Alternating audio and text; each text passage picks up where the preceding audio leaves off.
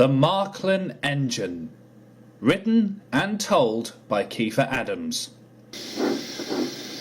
Henry limped into the shed feeling exhausted.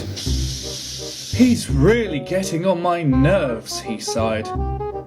"Thomas isn't even here anymore," huffed James. "He's gone to work on the branch line."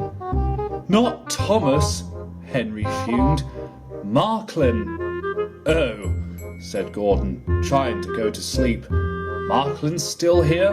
I thought the Fat Controller sent him away ages ago." "You'd be surprised," sighed Henry.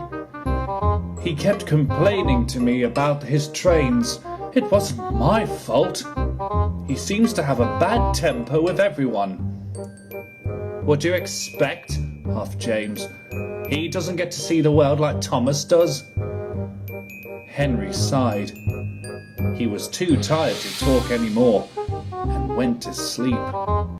Marklin was the nickname of a tank engine from another country. The Fat Controller had brought him to be station pilot at Knapford before Thomas came to the island. But ever since Thomas arrived, Marklin felt like he had been used less and less. Every time Thomas came up from the branch line with Annie and Clarabelle, Marklin would always find an argument with him. "You're the reason why I fade into the background nowadays," he fumed crossly.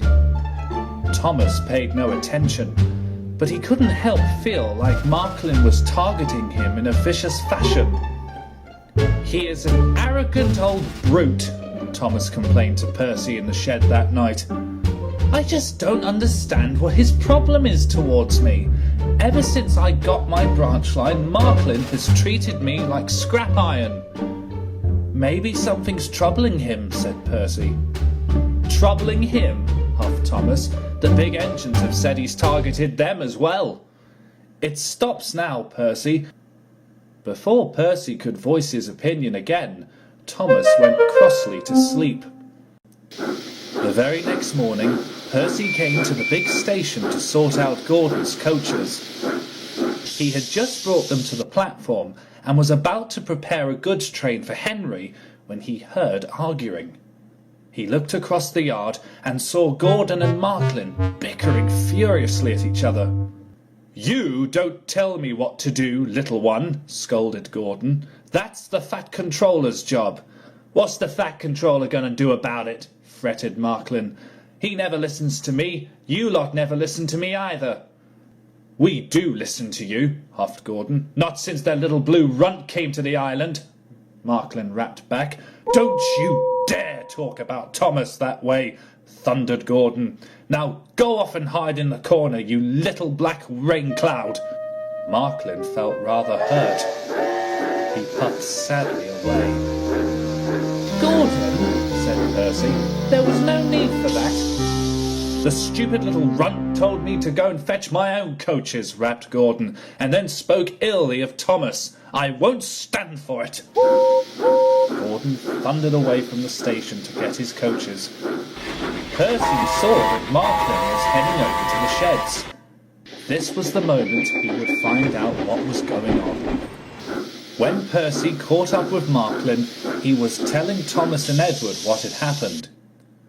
Thomas, who was still cross with Marklin, was just about to voice his reasons and tell Marklin what he thought of him when Percy cut in. "Please don't be upset with him," he pleaded. "It wasn't his fault." Marklin was surprised. "Why are you sticking up for me?" he asked. "Something's troubling you," said Percy. "Why don't you tell us what it is?" Marklin was taken aback. He took a deep breath and sighed. "I just miss my old railway," he admitted. "The Fat Controller said I was going to stay here for quite some time, but he wasn't specific on how long I'd be here." "You miss your old friends, don't you?" asked Edward. "I miss them a lot," confessed Marklin. Thomas now felt terrible. I'm really sorry," he said. "Don't be," said Marklin. "I just want to go home." Marklin limped sadly away. poor engine, said Edward. Luckily, the fat controller's coming back from his holidays. Perhaps he'll be able to sort something out. Edward puffed away, leaving Thomas and Percy with a concerned look between them. Excuse me, sir, but may I have a word? It's about Marklin.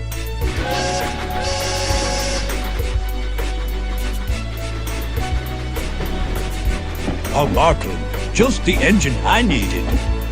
I have some news that you're gonna enjoy. Goodbye, my soldered friends. Good to see you.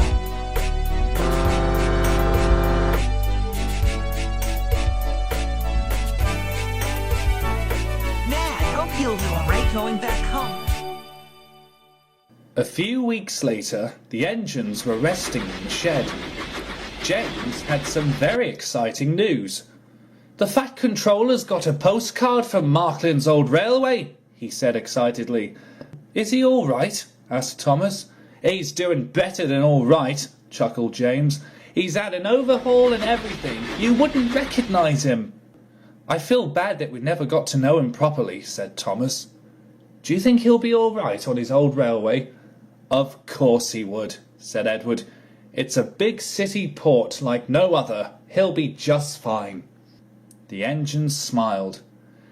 While they never got the chance to see Marklin again, they knew he was doing well on his old railway, feeling more happier than ever before. And I bet you're wondering what Edward meant by big city port.